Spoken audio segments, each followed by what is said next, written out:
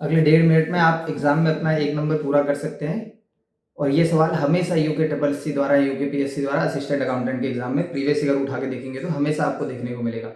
तो कॉन्सेप्ट है कि एक तरफ है ए ई, 5 वॉवल्स में पहले 2 vowels A for asset, E for expense and loss साथ में चलेंगे, और दूसरी तरफ है L I C, L for liabilities, I for income, और इनकम के साथ प्रॉफिट और गेन भी साथ में चलेगा, और सी फॉर कैपिटल। ए ई जो आपको दिख रहे हैं एसेट और एक्सपेंस, इनका हमेशा डेबिट बैलेंस होगा। अगर सवाल आता है और आपको पहचानना है पहले कि वो एसेट है एक्सपेंस, अगर एसेट और एक्सपेंस है तो हमेशा उसका डेबिट बैलेंस होगा।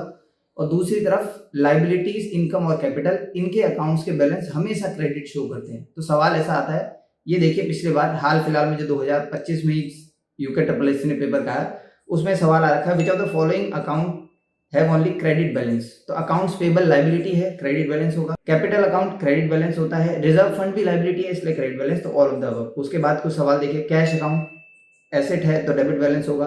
कैपिटल अकाउंट क्रेडिट बैलेंस होता है। परचेज अकाउंट एक्सपेंस है, इसलिए debit balance. Sales account income है, इसलिए credit balance. Bank overdraft liability है, इसलिए credit balance. Rent received account, rent मिल रहा है तो इनकम है, इसलिए क्रेडिट बैलेंस।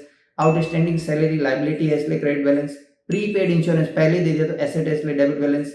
डिस्काउंट अलाउड दिया है, इसलिए एक्सपेंसेस। तो पहचानिए एसेट एक्सपेंस है या लाइबिलिटीज, इनकम और कैपिटल, और उसके अकॉर्डिंग आंसर दीजिए।